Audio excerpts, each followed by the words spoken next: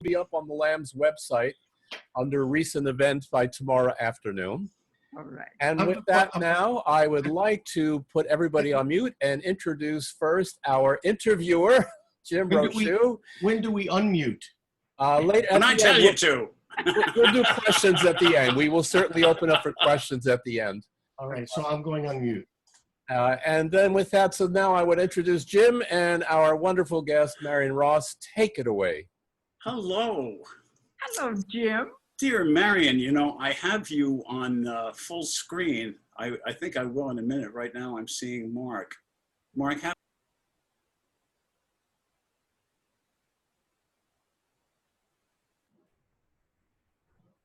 You. Hold on, you're mute.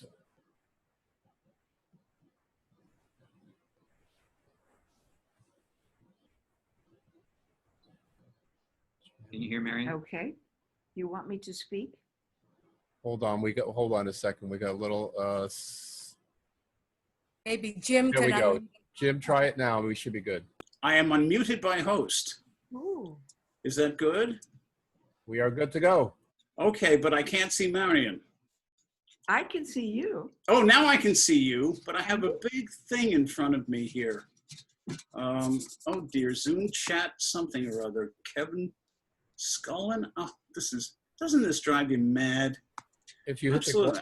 All right, now I got it. Okay, now we're ready to go. All right. First of all, Yes. Mark, you're still there and you look gorgeous. There you are. Yes. Marion, Yes. I have you in full screen right now. You are absolutely gorgeous. Thank you. I mean, you haven't really aged a day unless you've got, you know, linoleum I'm over very the old screen. now. I'm well, very old, yeah. Do you want to reveal that to our listeners? I don't care at all. I can tell you. I'm 91 Wow. and nearly 92, really. You know, so. But you have the energy, I can tell, of, you know, a 90-year-old. No, I mean, what is your secret? Do you get out there? I heard you talking about playing softball a few minutes ago. Well, that was years ago on the Happy Days. I played Rover, which was a special part, and they said, Marion, you hit good, and but you don't field good. So you go in there and hit, and then we'll get you around the base, you know. But this was a special baseball team that you played big time people in this. We played big time media people, and they were really out to beat us all the time. And we trained Henry Winkler to be the pitcher. And he'd never played softball in his life. Was he good? Yes, he was good. Yes, yeah. He was. Ron Howard was a wonderful ball player. Wonderful. Yeah. Donnie Most, a fantastic ball player. Yeah. Is that because he's listening right now? Well, it's because he was a good athlete. Yeah. I think I want to start everybody by seeing this. Can you see this? Yes. I don't have my own, but this is Marion's book. It's called My Days, Happy and Otherwise. And I want to skip around, but I want to start the interview by talking about my life, okay? This is my life. See if there's any connection here. I was born in Brooklyn in 1946 to an Irish family, and I lived in an Irish-Jewish neighborhood. In an apartment house where everybody knew each other. I'm gonna cry. And my grandmother was known as the chief who ruled the roost. It brings me to Sophie Berger. Oh, I'm gonna cry. I am so touched by that character, Marion. Excuse me, I'm getting emotional and I shouldn't do that. I should grab myself by the bootstraps. I'm grabbing myself by the bootstraps and picking myself up. Tell me about Sophie Berger. Brooklyn Bridge. I did a series called Gary Goldberg wrote this, and it was very brilliant. And everybody in the world was auditioning for that part. And I, being Scotch-Irish, right. All right, now who gets cast as me? Well, I was thrilled to be Jewish. And I would go to the delis, I would go to these special markets, and I would I would watch everybody, and I would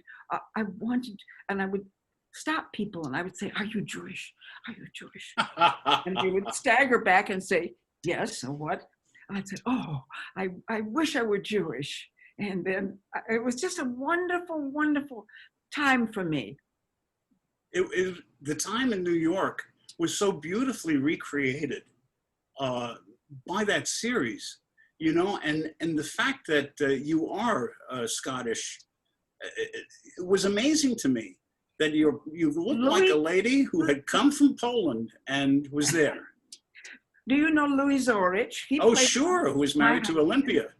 And most everybody connected with it probably was Jewish. And I loved being Jewish, I tell you.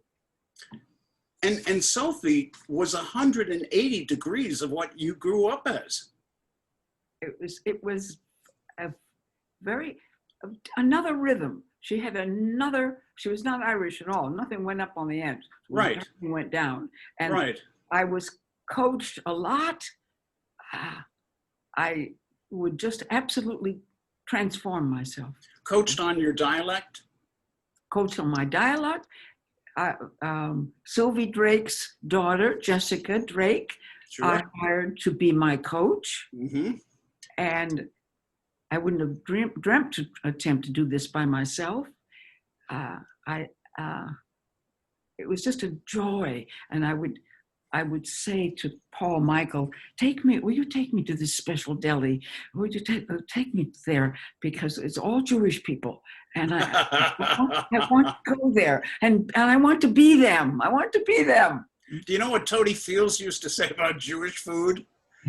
Tony Fields used to say, Jewish food goes in and it never comes out. It's kind of true. But what I mean is that you grow up in, is it called Albert Lea?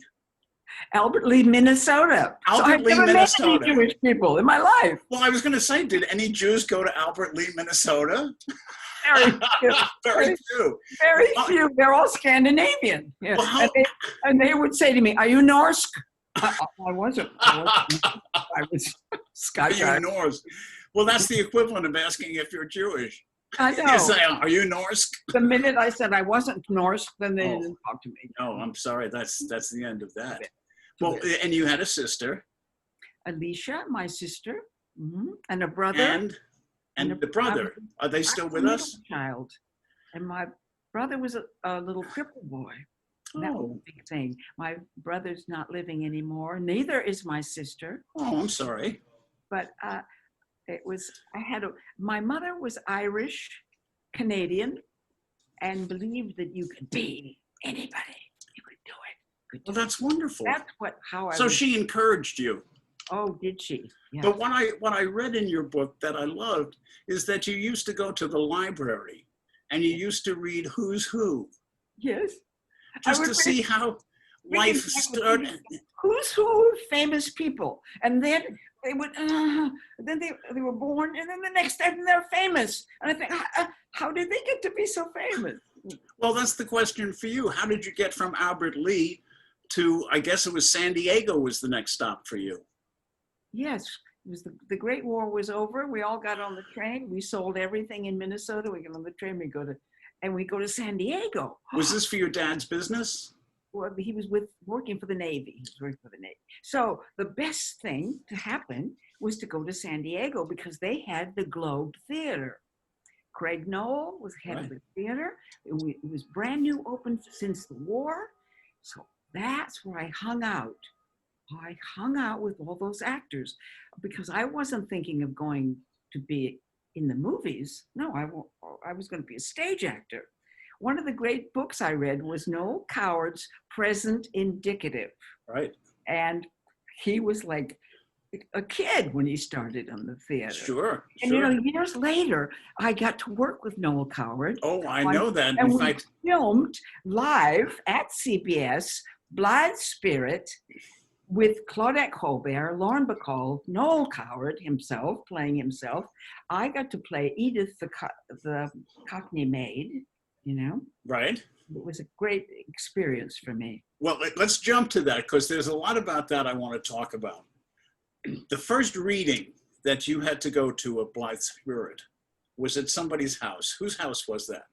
It was at Humphrey Bogart's house because Lauren Bacall was married to Humphrey Bogart. So now we're all the butler says to me, "What do you want to drink?" I said, "Scotch and water." And Oh. I was Very sophisticated. I was probably old enough to drink, but I never really had been drinking very much, So, oh my God! And then we were going to read this script, and the script was about, oh my God, it was so big, and I got a little hassock and sat right at Noel Coward's knee, so I'm right there beside him. Oh wow! Do you remember what he was wearing, smoking? Was he Noel Coward as you had always pictured him? Of course he wore a smoking jacket. Absolutely, it's the suavest thing in the world. And Claudette Colbert, if nobody's listening, was a real pain in the neck. Well, yeah, that's what I wanted to get to. That she came down the stairs and Bacall was nice to you. That Betty Bacall was Yes, always because nice to you. She's green. She's green to this, new, so she's thrilled to be working with Noel Coward. Claudette, she's an old friend of Noel Coward. And I understand this was the thing that broke up their relationship.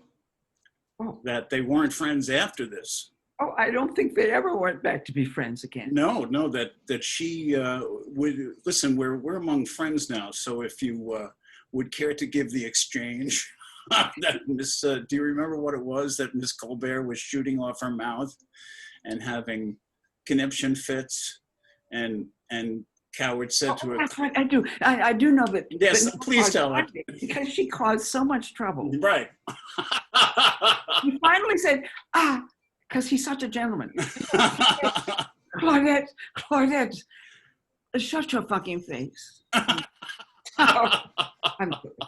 and her reaction? Shut my fucking face, she says. Shut my fucking face. Oh, of course, you think of Claudette Colbert as just the lady of all times, and sweet little Saint Claudette. But no, huh? No. So what was the actual, this was done live, right? So what was live TV like? Just have knots in your stomach?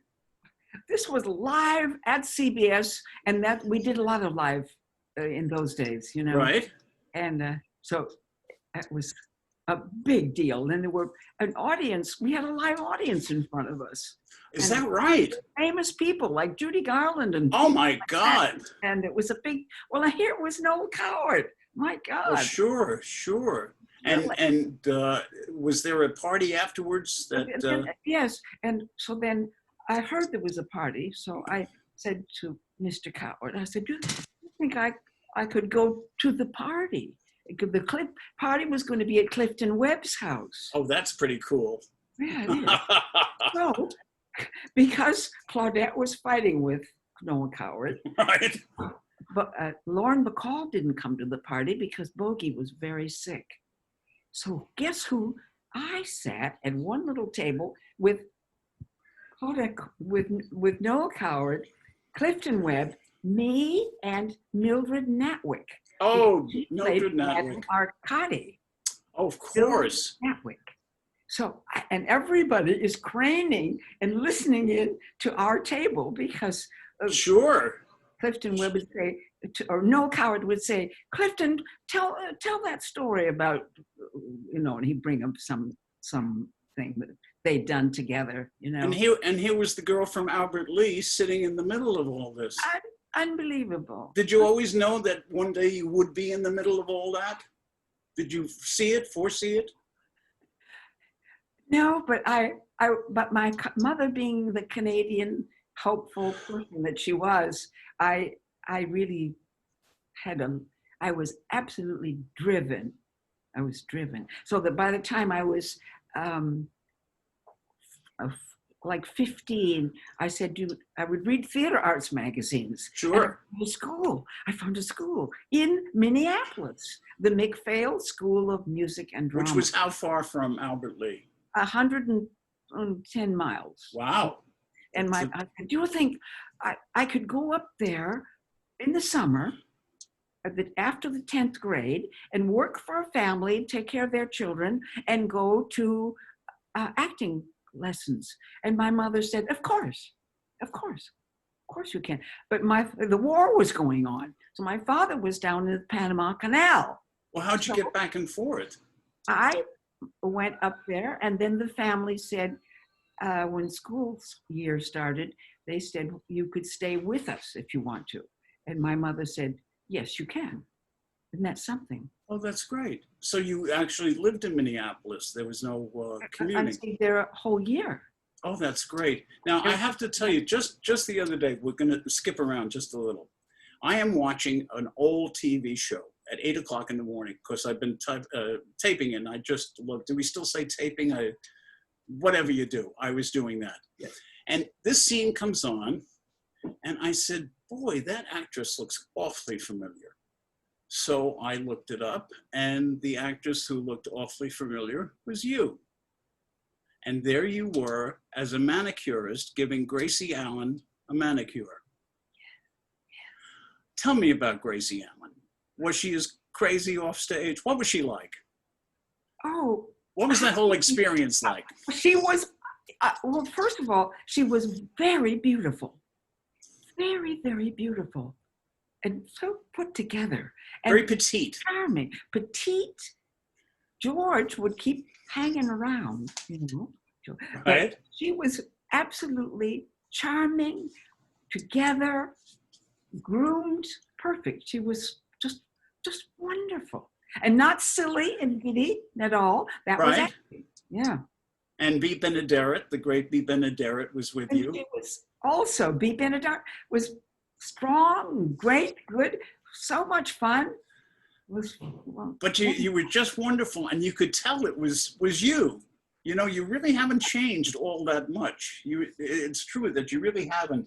I know that you had dreams of Broadway as a girl, and that you thought maybe you'd go to New York rather than, you kind of landed in California serendipitously because of, circumstances. But you did have a chance to make your Broadway debut. And it wasn't exactly what you thought Broadway would be. Wow. I met Jose Ferrer, and my husband would go over to his house and play tennis over there with Jose Ferrer. Mm-hmm. So anyway, I somehow, I forget all now, I somehow got into the cast, and we did Edwin Booth at La Jolla, at the La Jolla Playhouse. Right. And then word came that we were going to go up to San Francisco, take it up to San Francisco, and then we were going to take it to New York. And I got on the train with actors, and off we went. We go to New York, and we open it.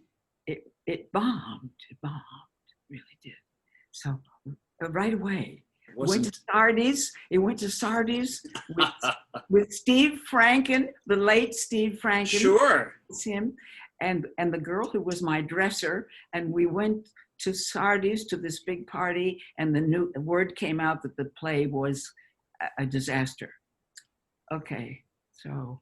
And nothing empties quicker than Sardi's when the reviews come out and they're not good.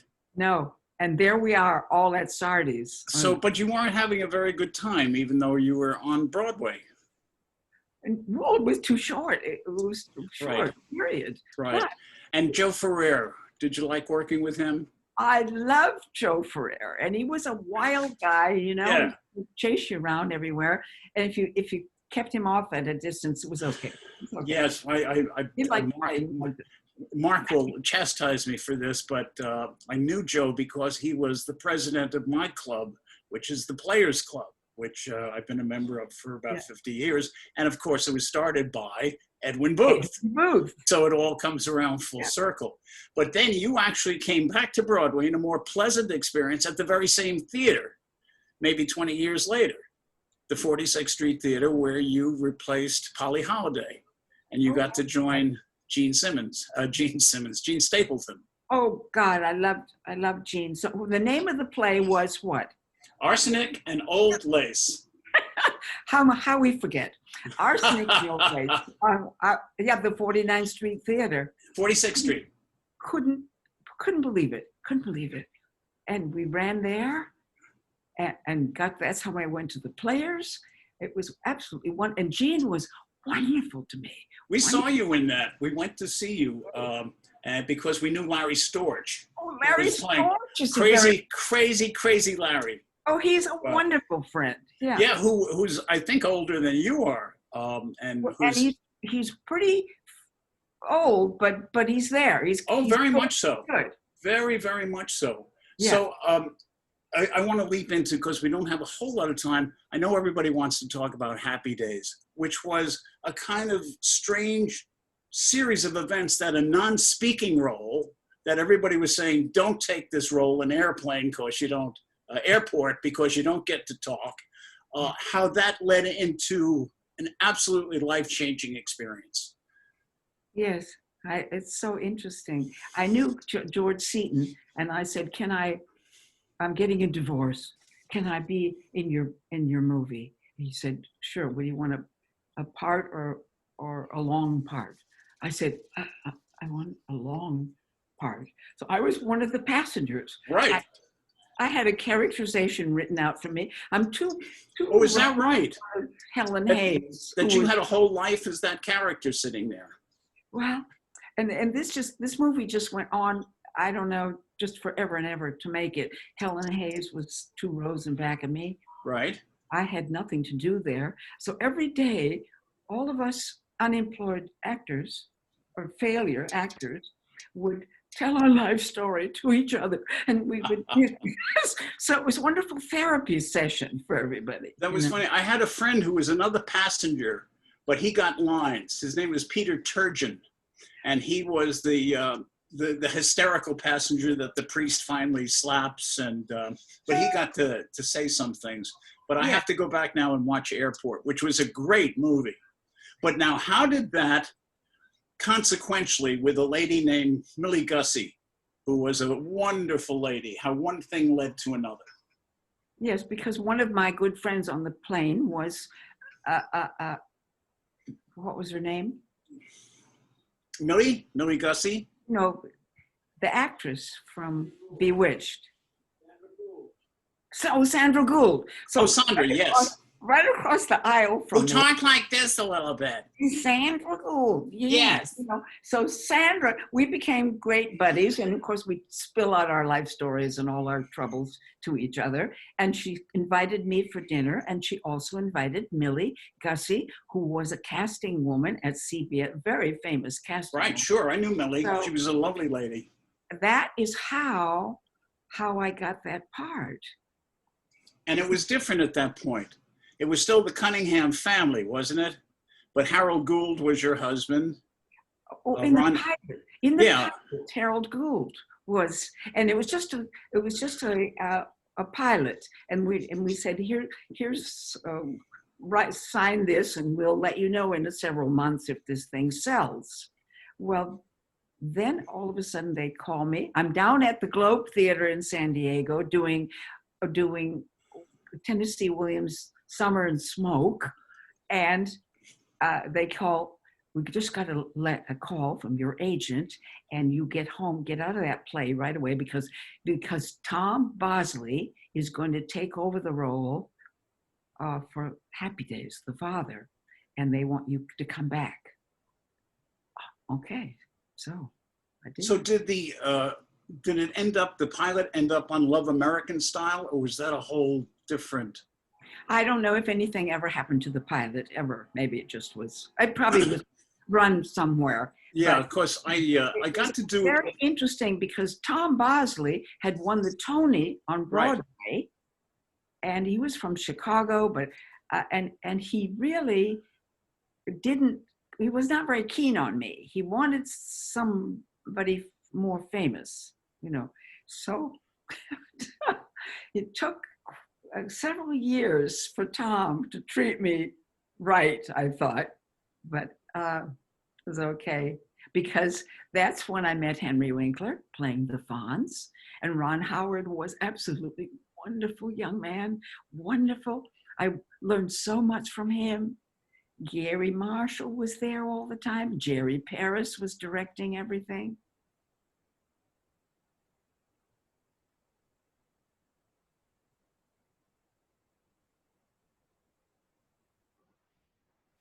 It looks like our host is frozen up. Did he freeze up? Yeah. Don, did you want to jump in since we're on Happy Days now? Unmute yourself. Yeah, I just unmuted. Sure. I know that the question came up, what happened to that pilot? And Marion, actually, that first pilot did go on Love American Style, like Jim was alluding to. I was not in that pilot. Henry was not in that pilot. Tom Bosley was not in that pilot. And Aaron Moran, that was the first one that was called New Kid on the Block or something. Then when Graffiti came out a year later, it became a big hit about the 50s. Grease was on Broadway about the 50s. That's when ABC said, wait a minute, didn't we have a show about the 50s? And they went to Gary and they said, well, you have to make a new pilot. That's why they made a whole new pilot. And then there was the character of Fonzie that wasn't in the original one. And then Tom was the dad this time. And then I was in as Ralph, which was not part of the original. But Anson and Ron did the roles again. They originally were cast as Richie and Potsy. So that pilot was probably almost 2 years. I think Anson told me almost 2 years after the first one. And then this one went on as a mid-season replacement very quickly. Well, Donnie, you were playing Ralph Malph, and I think they wanted to spin you off with Anson and make a new series. Yeah. Is that true? Yeah, there was, after about, I don't know, maybe in our 5th season, something like that, there was an episode where we'd gotten an apartment together, roommates, and it was like an odd couple. You know, we were fighting, and it was a very funny episode. And then they thought, oh, this could be a spin-off. And it was very close to going. I had mixed feelings about doing it. I remember, you know, I didn't know if I wanted to continue playing that character, you know, over and over and over. And I was concerned about being limited in that fashion. And then Tom Miller, great guy, Tom Miller, who passed away this year. He was one of our exec producers. He took me aside and really talked me into, you know, that I should do it.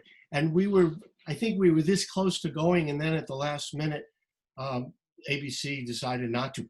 I mean, it was so close to going that I even went to a scoring session where they were scoring the theme song to the show. So it had to have been close, you know. Wow. But then it didn't go on. But I wasn't too upset because I did have ambivalence about it in the first place. So I think it was for the best. Well, because of Gary Marshall putting most of us into his softball team, don't you think the softball team helped the show to keep going? Well, I think he definitely saw that as a way to not that we weren't bonded already. I mean, we got along great, you know, up from the get-go, and we had wonderful relationships. But then, you know, being on the same team and traveling together across the country and all those bus rides from the hotel to the ballpark and all the crazy fun times we had, it definitely bonded us at a different level than we ever could have been. So he was smart in that regard, and he loved baseball, and we all had, you know, it was a thrill to play in all those major league parks. It was fun. Amazing. And then when we were in New York City, we all went to Sardi's together. Yes. Yeah, I think we did. And we would take over various restaurants, and here comes the whole cast of Happy Days. You know, it's amazing. And Jerry would definitely commandeer any place. You know, he would take it over. Jerry Paris, our wonderful director, and he was like, he was. Well, Donnie, is Happy Days running now? Is it still running? Yeah, it's on MeTV. The cable company MeTV. They brought it back. They had it some years ago. Then it was playing in other syndicated areas. But now it's back on MeTV. So like every day, you know, it's running 2 episodes a day or something like that, you know.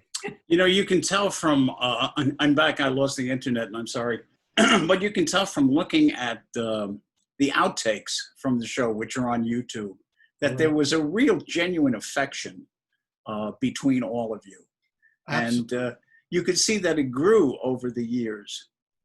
Did you stay in touch, everybody, afterwards? Well, we all stayed in touch very, very, very much. And the outtakes, that became a whole, Jerry Paris was so good at this. So we would stop almost everything and make these funny outtakes because we're for the fun of ourselves. Now, Marion, you know that there was do you know that there was a rumor that you and Henry Winkler were having an affair? You know there was that rumor. There was a rumor, absolutely. I started it myself, so I know there was a rumor. Wouldn't I have been lucky? Wouldn't I have been lucky? But he's a darling guy, isn't he? But there is an outtake where you two start to make out. You remember that? Well, I think there's one. Donnie remembers it. I can see by his face he remembers it. It is the cutest thing that you're standing next to each other and Tom Bosley is trying to say something and you two just start snuggling and kissing and it's really sweet. And it's so funny because you could see Tom getting madder and madder. Yes, you could. You could. I know we made an outtake in which you see Marion going up the balcony in back of the house to go up to the Fonz. Oh, yes. And you come back and you're kind of putting your dress together.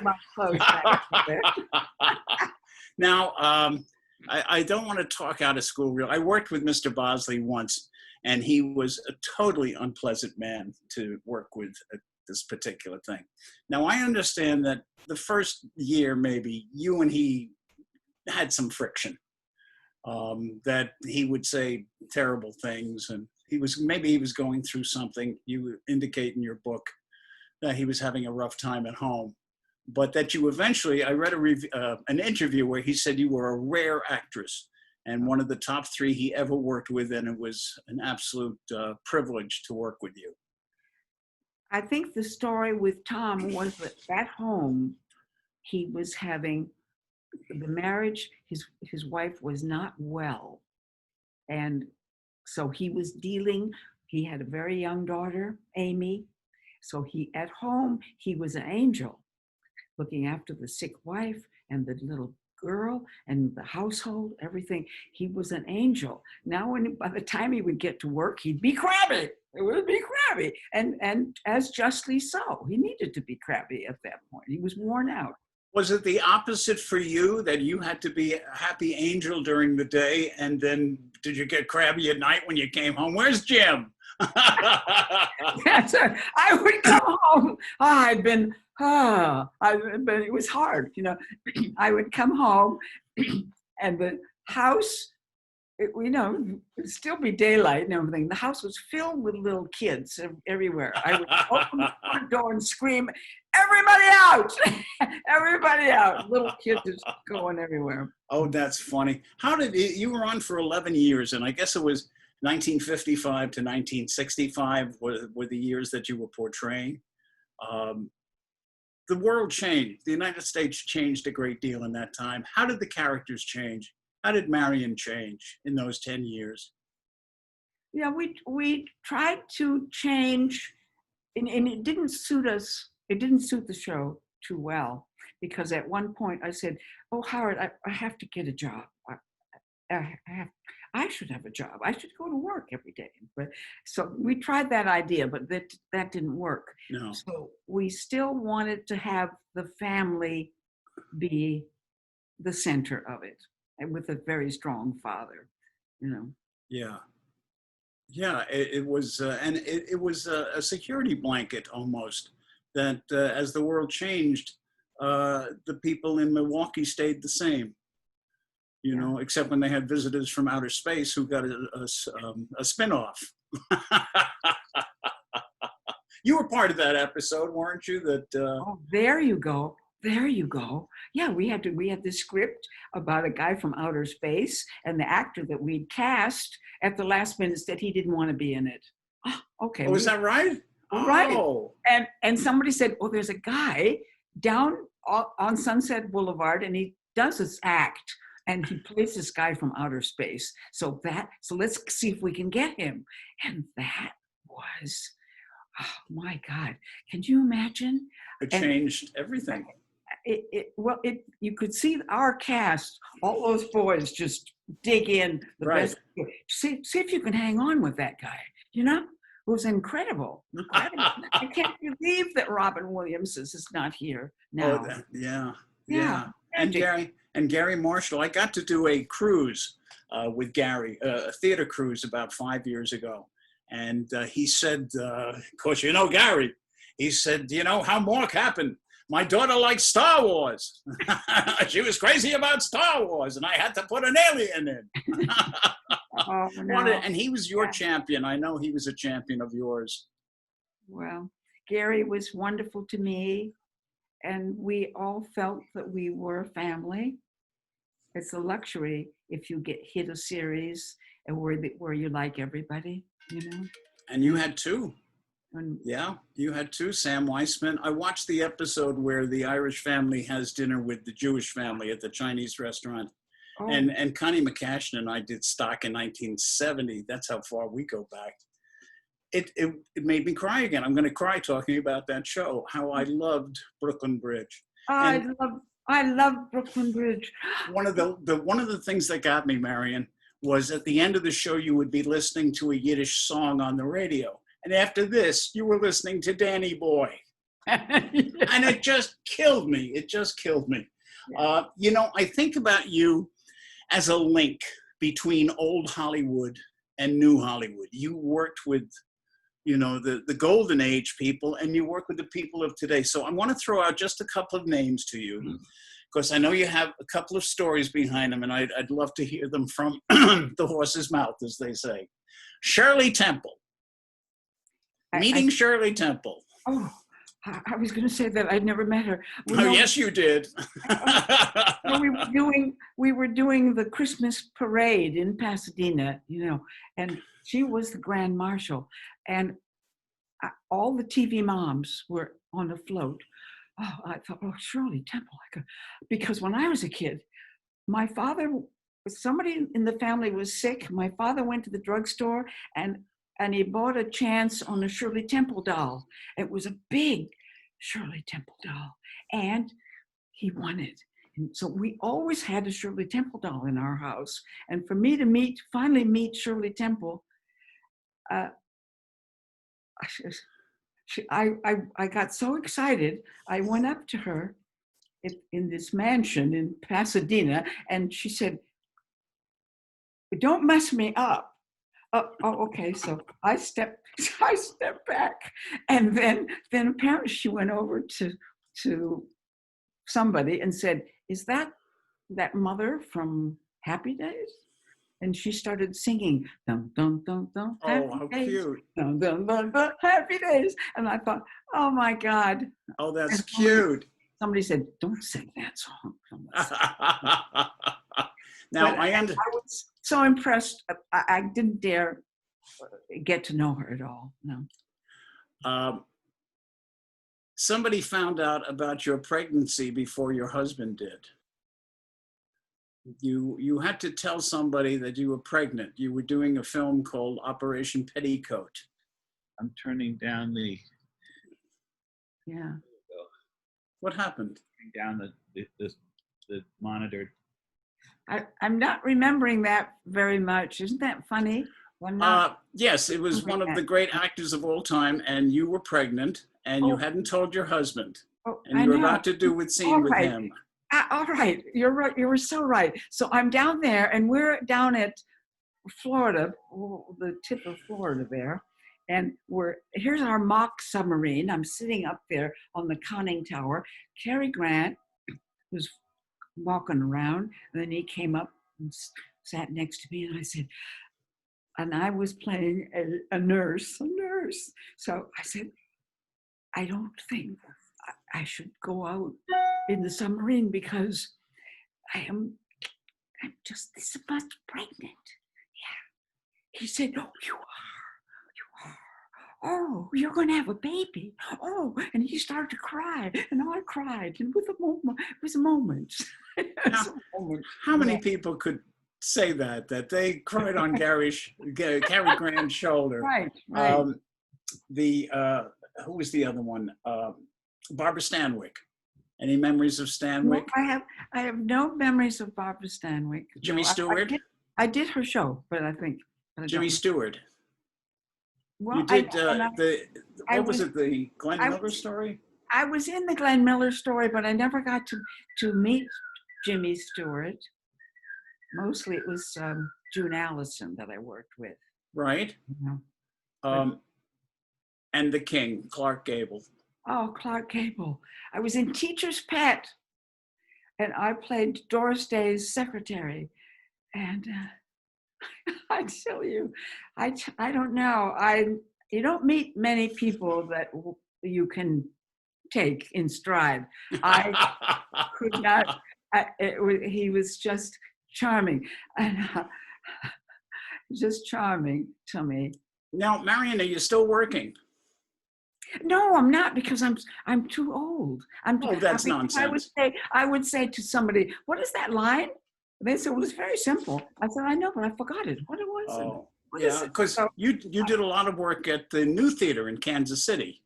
Ah, That's a good operation. The big new theater. Dennis Hennessy And Richard Carruthers. Richard Carruthers run the new theater in Overland Park, Kansas, which Right. is right there in Kansas City. And Mr. Paul Michael and I did many plays there, and they're my best friends in the world, because when you go to do a play, you're 3 months into this thing. Oh, you know? yes, sure. Oh, They it's treat you, I've known them for 40 years, and I respect and love them Yeah, Richard very Carruthers much. and Dennis Hennessy run one of the most successful theaters in this country. They did indeed. Yeah, I feel sorry now for all the theaters that are shuttered, which affects all the restaurants. I mean, I don't want to get maudlin about Oh, this. they'll all come back. They'll all But come back. you're right. And, and where do you get that optimistic attitude? You are a damned optimist, aren't you? I am. I'm, Well, stop it. I'm just, that's the way I am. Well, I'm always fixing something and going to make that better. And But we'll that's do great. that. Yeah. That's great. And you're talking, where are you now? Encino? Is that where you No, are? I'm in Woodland Hills. Woodland Hills. Well, that's kind of And- Encino adjacent. I call my house Happy Days Farm. Oh, it Yeah, looks beautiful. I do. I have a tennis court, and there's a boy up there playing tennis. He wants to use, when he brings his coach. Oh, Is he playing tennis by himself? He brought his coach, and he's going to become a professional tennis player. He's only 14 years old. Okay. See, now she's really in a one-bedroom apartment in Encino, and she's making all this up. There's no boy there. There's no tennis courts. And You're right kidding then- everyone. And then I bought the lot next door because I'm so Scotch, Okay, wait a minute. I'm gonna buy that. Yeah. So Oh, well, that's good for you. So you're ensconced in Woodland Hills. Well, I want to open it up. I see we're losing time. And Mark, Marion, I adore you. I think you're really one of our finest actresses, and your range is just amazing. You really absorb yourself into a character. I'm sorry you're not working anymore, but I'm also glad that we have such a treasure trove of your work that we can go back. I'll tell everybody, Brooklyn Bridge, there's about 10 episodes on YouTube.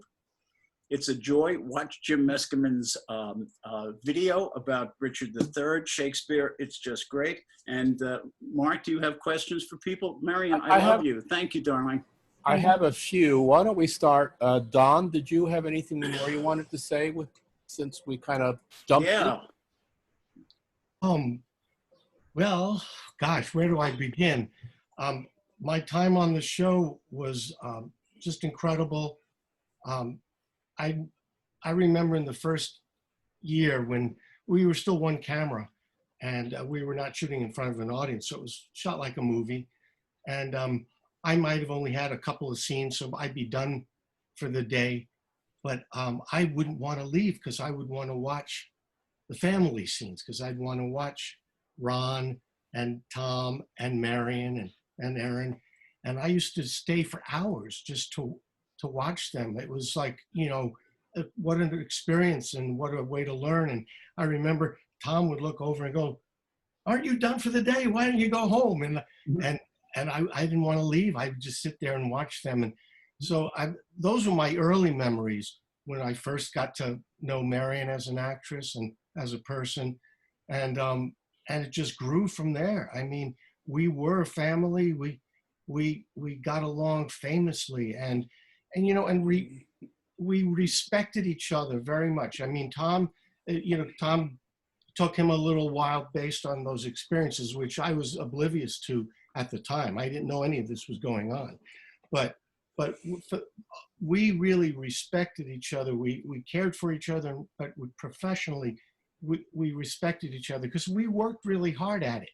You know, people, I think back then thought, oh, like, especially with the guys, oh, a bunch of guys goofing off, having fun. But we took the work very seriously and we worked really hard at it. We had fun, but we, you know, I think we made it look easy, but we weren't just goofing off. So there was that respect amongst all of us. That was a big part of, I think, the success. Don't you, Marion? Yeah. I remember Gary coming to my dressing room one time and he said, I was having trouble with some lines. And now I see him coming to my dressing room and I think, oh God, I'm gonna get fired. And he said, you're having trouble with that, aren't you? Yeah. Well, he said, you know, let's fix it. So take the same joke, turn it inside out. Any idiot walking by the street could get it, the laugh now. So that was my shock that I was going to get canned. But it came to me, yeah. It's never going to happen, never. Sandy Bangle, you have a question. Why don't you unmute and ask it? Hi, everyone. Hi, Marion. My question to you is, I'd like to know, like, what your favorite memory is when you weren't on camera, like in your personal life. Oh, the whole story of my personal life. No, my marriage was very bad. So even though I was married for like 18 years, it was tough. It was tough. And I wasn't much of a wife as far as cooking, you know, what's for dinner? I would think, oh, well, I don't know. So it was not a good marriage. All right, we have Stu Chamberlain. Do you want to unmute and ask your question? Hi, so nice to see you again, Ms. Ross. I had the pleasure of meeting you when you were a presenter at the Radio Hall of Fame at the Cicada Club there in Los Angeles. And you were just as nice as you could possibly be there, and now you are just as nice as you could possibly be again. And you gave us this wonderful resume that all of the theater that you have done and the acting you have done. And if 95% of Americans were asked, who is Marion Ross, they would say, oh, it's Mrs. C. And indeed, I wrote that script. That's how we introduced you at the Radio Hall of Fame. Does it bother you that you are remembered for one role? Oh, I'm not. Oh, not at all. Not at all. We're lucky. We're lucky if we can get that. Because when you think of the great actors that we know, it's always like one role that you remember them for. Or it's a handle. It's true. Hang a sign on them. Thank you. All right. Leslie Middlebrook, why don't you unmute yourself and ask your question? Yes. Hello. This has been wonderful. You mentioned about the other show, American Life, was it? Love American Style? Love American Stuff. Right. What was the connection to Happy Days? Well, I think from what I read, the original pilot of Happy Days was given to Love American Style, where the dead pilots seemed to go. that ABC didn't want to waste any material. So if they had a dead pilot, they kind of twisted some kind of story around it so it fit into Love American Style. And I know that's where the original pilot of Happy Days went. So, so that was the connection. Marion, am I talking out of school? No, that's exactly right. That's Good. exactly And right. then Happy Days was picked up in after that. Then it was recast. Harold Gould, the darling Harold Gould. Why, Marion, do you know, that's a good question. Why did they recast it between Harold and Tom? Well, maybe finally Tom said he would do it. You know, they may have had to talk Tom into it. And Harold Gould's career was going so well at that time. Wonderful actor. Yeah. So And he may Ron- have been too busy, and he probably thought, look, I did this once. I don't need to do it again. And Ron was always committed to it. Is that right? Yes, And- absolutely. And Donnie, as long as you're here, how did your connection with Happy Days begin? Just a straight audition? Yeah, what happened was I had come out from New York. I was born in Brooklyn too, by the way. No kidding. What Flatbush. year? 53. Oh, you're my husband's age anyway. Flatbush, Ocean Avenue. I'm Bay Ridge. Yeah. Okay. So I'd been out in California about 4 or 5 months, and my agent called and said, we have an audition for you for a new series. And it was for the role of Potsy that I was auditioning for. So I went through Wow.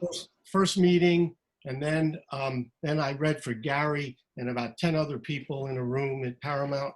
And then I had the screen test. And then they called my agent on a Friday and said, no, they're going with Anson again as Potsy, but the executives liked Donnie's screen test so much they want to create a role and make him a regular. So there was a small part in the pilot, and they said, we'll cast him as Ralph, but we'll guarantee him, like 10 out of 13 episodes. And so that's how that happened. That's pretty life-changing. How old were you, Don, when that happened? I was 20. Just 20, but you were playing much younger. You were playing high school kids. Yeah, I was playing like 16. We were all older than Ron and I were about the same age, and Anson was even a little bit older, and Henry was older than that. Right. But, we can get away with it then because we cut our hair and wearing the 50s clothes, and and we all look kind of young, I guess. So approximately 1970, around that time. 74. We premiered in 74, January of 74. 74. Now that both of you are here, there was a big change in the series. After the first 2 years, you went from single camera to studio audience and 3-camera shot. How did it affect the show that way? You think it became better? That's a really tough question, boy. We could spend a lot of time on that. It became different. I think there were some great shows in the first 2 years, and I think there's some great shows in the years that followed. But it became bigger because it's sort of this hybrid between theater and TV, because you have this audience and it's natural to play towards it, and the writing became a little bit bigger, broader, and because you're playing it to the audience, but yet the cameras are right there picking it up as, so it's this weird kind of hybrid where the 1-camera show was more subtle and low key because you're shooting it like a film. So it's much more intimate. So they're very different. It's hard to say. I think, there's some people who favor the 3-camera for the show. People favor the 1-camera. I was going to say, Marion, did you have a preference? Did you prefer the single shoot or the 3-camera in front of the audience? It was so much fun because we had the hottest audience. They were just, in fact, you had to tame down the audience. Sure. So wild. And then we had Scott Baio, who is actually one of my neighbors. He was playing Chachi, and the audience would go crazy about Chachi and go crazy about the Fonz. We could barely get the show to go on because the audience was so hot, so hot. Well, it certainly gives you a shot of energy, that live audience, doesn't it? It was showbiz all the way around now. Yeah. Yeah. I mean, my Now you personal got preference is, theater and film and live.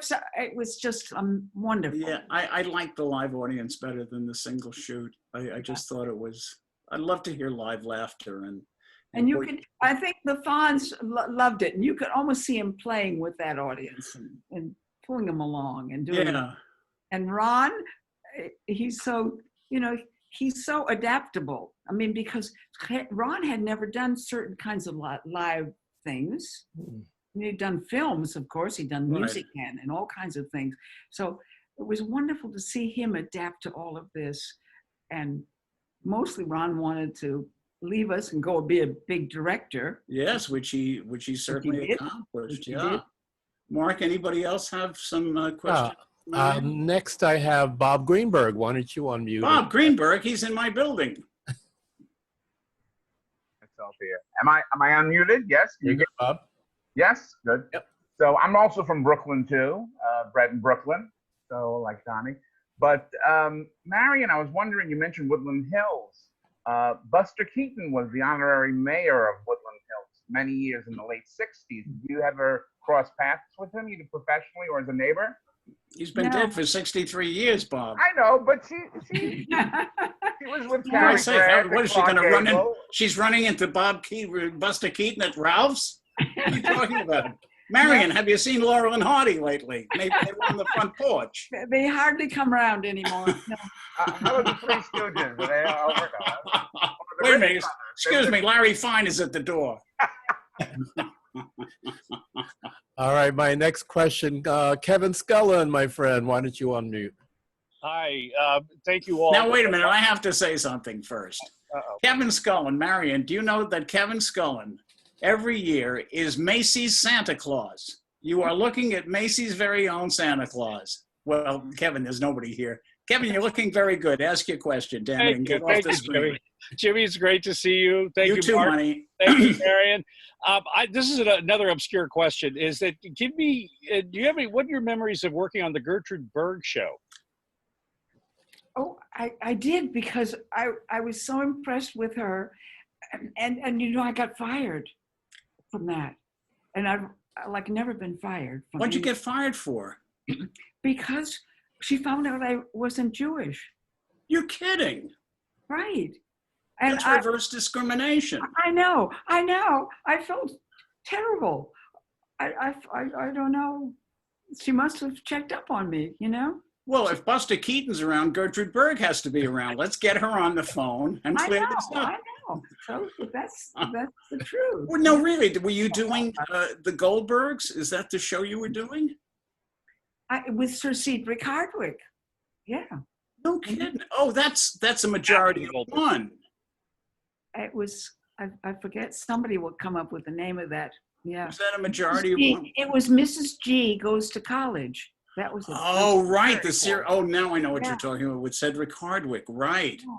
And because you weren't, you couldn't be a Shiksa student or something? Well, I don't know. I lost the part. And I played it a little bit, I was devastated, I would be too. Oh, because first of all, I always wanted to be Jewish, right. Who wouldn't want to be, Right. Well, you should have told them that. Well, I didn't get asked. Did she didn't fire you herself, did she? Did a producer had you? No, some producer. Oh, I'm Yeah. upset about this for the rest of the night. Kevin, now you've upset me with this question. No. How dare you. Mark, what else? Okay, let's have a happy question that I can sleep Yeah. nicely Okay, with well, tonight. I hope I will have one more question here waiting. So, our friend Susanna Talley, you have the floor on mute. Can you hear me? Yep. Okay. Well, Ms. Ross, I'm blown away by how beautiful you are and how cozy and real you are. So thank you. This has been a treat to listen to you. I have a trifecta question for you, and you can choose from the three or answer all of them.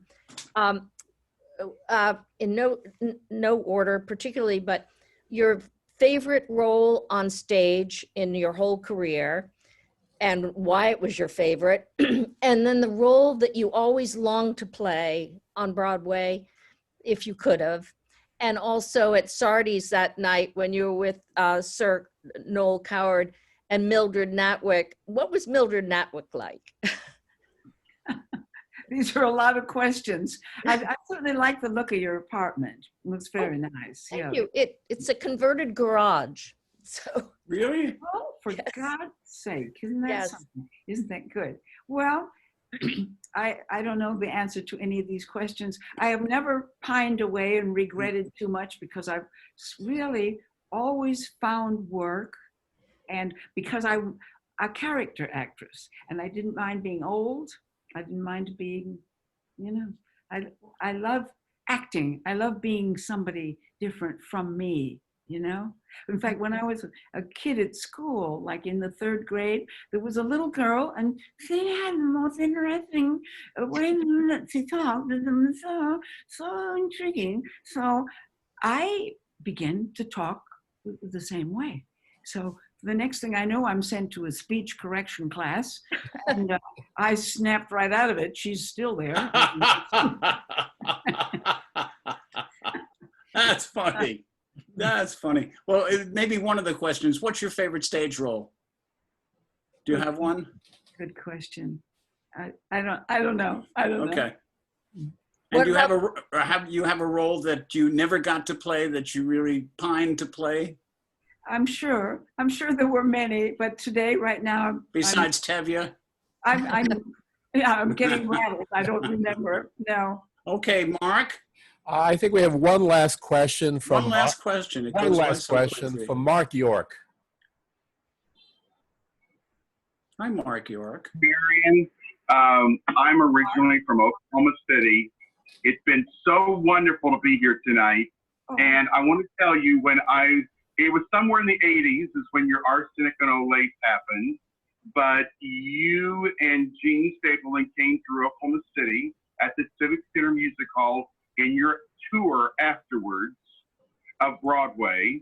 And I want to tell you, I just got to share this with you. Oklahoma City was a buzz that we had the 2 most iconic housewives of America. And we had Mrs. Cunningham. You know what I think what happened there when we were in Oklahoma City, we're all in like this hotel. I mean, you don't get better than that. And I just went silly. Huh? Yeah, and I left myself so silly. You were just fabulous in Arsenic and Olace. And I'd never seen it before. And I'm in musical theater and stuff, but I just had never seen it. And you were my first to see it. And I just wanted to share that with you. And to see you here tonight, I'm telling you, I'm with everybody else. I looked at you and I was like, well, I guess if we calculate it, you must be 90 something, but you look 70. So, I'm just like, whoa. And just thank you for all this. Thank you. Thank you. It's wonderful. Thank you. Yeah, we did. We were all in this hotel together. And I remember that some of us cooked certain things in our rooms and then we'd take them down the hall and go into somebody else's room. And we're like, these actors, can you imagine? Being There on we the are road, sure. having a picnic. On the road together. There's no experience like actors on the road together. Isn't it great? No. Thank you for the question. People tell me I look 72. But anyway. Mark, I guess we're closing it off. Marion, you were just a delight. I'm sorry this wasn't face-to-face at Sardi's over a libation, but next time we'll sit under our faces, okay? Or at the Lambs or at the Players. Or at the Lambs or at the Players, absolutely. Now, before both. Or both. We will do a club crawl. Before we do our fabulous evening thank yous, I want to introduce Magda Katz, my fellow Lamb, who has been instrumental in organizing a lot of these conversations. So Magda, you have something. You have to unmute yourself. Thank you so much. It's been fabulous. Marion, Don, and Jim, it was a fabulous evening. And I would like to invite everybody to our next conversation. I had invited Bobby Rydell from the same period.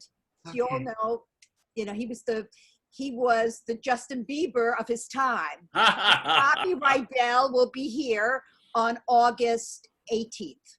So you're all welcome to come back. And Sounds great. Yeah. Thanks, Magda. And thank you, Marion, dear darling Marion. I'm as I say, I'm sorry this isn't face to face, but I send my dearest love to you, and I wish you nothing but happiness. You deserve it. All unmute and I make some thank applause. all of you. It's been a wonderful, wonderful time for me to talk to you and remember everything, all the fun times we've had together. Aren't we lucky to have been actors all this time? Amen. Amen. And on behalf of the Lambs, I want to thank Jim for doing a great job. If this acting thing doesn't work out, you've got something. Don Most, thanks so much. Well, it hasn't for joining so us. far. Thank you. And most of all, Marion, what a wonderful evening, and thank you for sharing and being part of this. Oh, wait a minute. Bud Abbott just walked in. Bud? Wait a minute, Bud. There's Lou. So all of you remember, this will be up on the Lambs website tomorrow. If you look at it's thelambs.org. The Lambs is hyphenated, the-lambs.org. Look under the tab for recent events, and this will be right at the top. And thank you all so much for joining us. Look at those emails if you want to learn more about the Lambs. There's all kinds of links built into it. And again, once again, Marion, thank you. This was a fabulous evening. I thank you. I've had the best time in the world. Thank you. Thank you. Have a great night at the Lambs. Thank you, Magda. Oh my God. Thank you so much. It was Good night, wonderful. everybody. Thanks, Magda. Thank you, Marion. Thank you Good night, again, all. Donnie. And thank you, Jim. Bravo, Bye, Jim. everybody. Thanks, Mark. Thank you.